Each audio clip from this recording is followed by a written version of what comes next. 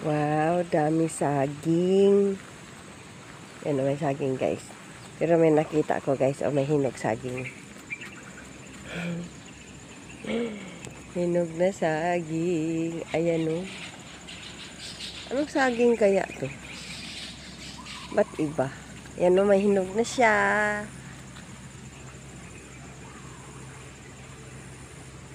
Ganda. Meron pa siya on. Ang dami niyang bunga.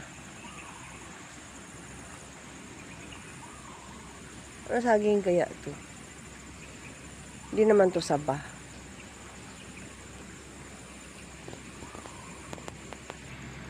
Yan, kinain na siya ng ibon guys. Ayan o. Siguro nabantayan ng may-ari. Siguro hindi niya alam na nahinog na yung saging. Ayan, may hinog na rin yung nasa likod o. Ayan o.